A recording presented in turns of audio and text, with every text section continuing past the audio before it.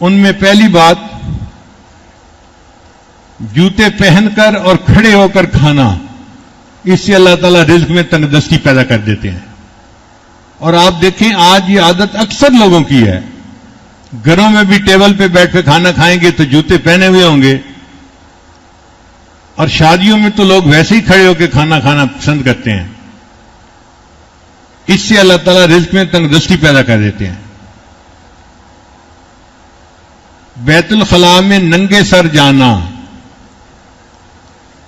اب آپ بتائیے کتنی کامن عادت ہے. ننگے سر ہی جاتے ہیں سوائے اس کے کہ جس کو سر پہ ٹوپی رکھنے کی عادت ہو. اور بیت الخلاء میں باتیں کرنا،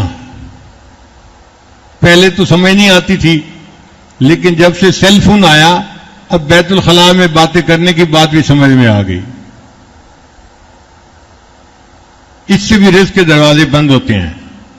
تیسرا، مہمان کو بوجھ سمجھنا، مہمان کے آنے پر جس بندے کو تھوڑا تنگی محسوس ہو تو اللہ رزق کے دروازے بند کر دیتے ہیں. چوتھا، بغیر ہاتھ دھوئے کھانا کھانا، یہ تو بہت عادت ہے آج. بغیر ہاتھ دھوئے کھانا کھانے سے رزق کے دروازے بند ہوتے ہیں. پھر کھانے کے برتن کو صاف نہ کرنا، کھانا تو کھا لیا اور جو بچا ہوا ہے بس وہ اسی طرح چھوڑ دیا. پلیٹ کو صاف کرنا سنت ہے. پھر مسجد میں آ کر دنیا کی باتیں کرنا، جو بندہ مسجد میں آ کر دنیا کی باتیں کرے اللہ اس کے رزق کو تنگ کر دیتے ہیں. پھر 7واں نمبر ہے فقیر کو جھڑکنا. فقیر کو جھڑکنا بہت بڑا گناہ. آپ نہیں دے سکتے تو اس کو پیار سے کہیں کہ بھئی آپ آگے چلے جائیں. ڈانٹ ڈپٹ کرنے کا کیا مطلب ہوتا ہے؟ جو فقیر کو دیکھ کے تیوریاں چڑھائے، شکل بنائے اور اس کو بھگائے، اللہ اس کے رزق کو تنگ کر دیتے ہیں. پھر مغرب کی نماز کے بعد بغیر عذر کے سونا. کوئی مریض ہے یا کوئی عذر ہے وہ تو الگ بات ہوئی، کئی لوگوں کی عادت ہوتی ہے، تو مغرب کے بعد اگر سونے کی عادت بنا لی جائے تو اس سے رزق تنگ ہو جاتا ہے. پھر فرض نماز کو قضا کر دینا، اس سے بھی رزق تنگ ہو جاتا ہے. 11واں نمبر ہے جھوٹ بولنا.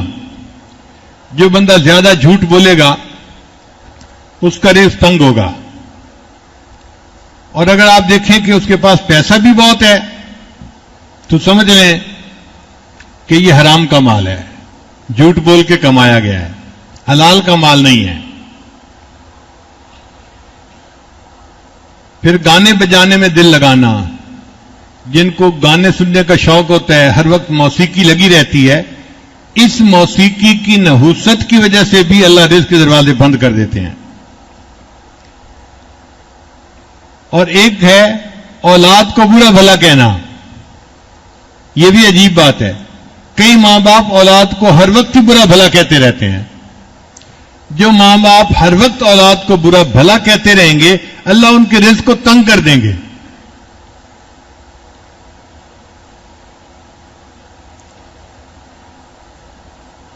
پھر قرآن مجید کو بے وضو چھونا.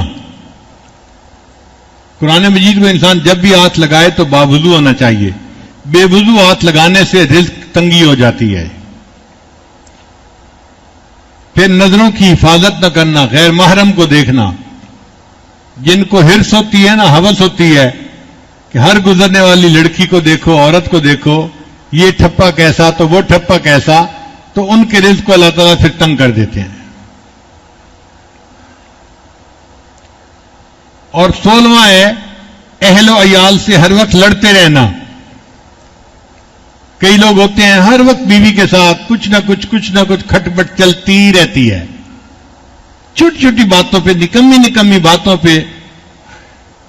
تو جو ہر وقت اپنے اہل خانہ کے ساتھ لڑتا رہے اللہ اس کے رزق کو بھی تنگ کر دیتے ہیں.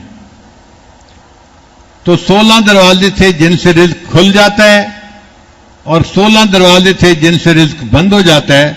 اللہ تعالیٰ ہمیں رزق کی پریشانیوں سے محفوظ فرمائے اور اللہ ہمیں دین کے راستے میں خرچ ہونے والا مال عطا فرمائے جو ہمارے ایمان کے لیے ڈھال بن جائے۔ آج کے دور میں مال ایمان کے لیے ڈھال ہے، ذرا اونچا بولیں، آج کے دور میں مال ایمان کے لیے ڈھال ہے۔ آج جس کے پاس تنگ دستی ہے اس کا تو ایمان ہی محفوظ نہیں ہے۔ نبی علیہ السلام نے فرمایا کاد الفقر ان یکون کفرا، قریب ہے کہ تنگ دستی تمہیں کافر بنا دے۔ جو عورت بیوہ ہو جائے اور خاوند کرائے کے مکان میں رہتا ہو اور پھر مالک مکان آئے جی کہ مکان خالی کرو، تو وہ عورت کیا کفریہ بولتی ہے، اس وقت ایمان محفوظ نہیں رہتا۔ اس لیے اللہ تعالیٰ ہمیں اتنا مال دے کہ جو ہمارے ایمان کی حفاظت کا سبب بن جائے۔ ایسا مال ہو جو وبال سے خالی ہو، جو برکتوں والا ہو، جو عزتوں والا ہو۔ اور اس بجٹ کی رات آج ہے، آج اللہ تعالیٰ یہ سب فیصلے فرمائیں گے اور یہ فرشتے پھر آئندہ کے لیے فرشتوں کے حوالے کر دی جائیں گی۔ تو آج کی رات کی اس دعا میں خصوصاً اللہ سے خوب رو رو کے اپنے گناہوں کی معافی مانگیں، اپنے رزق کی آسانی کے لیے دعائیں مانگیں، اللہ سے بیماریوں سے پناہ مانگیں، پریشانیوں سے پناہ مانگیں۔ اللہ تعالیٰ آج کی رات کو ہمارے لیے مغفرت کی رات بنا دے۔ وآخر دعوانا ان الحمد للہ رب العالمین۔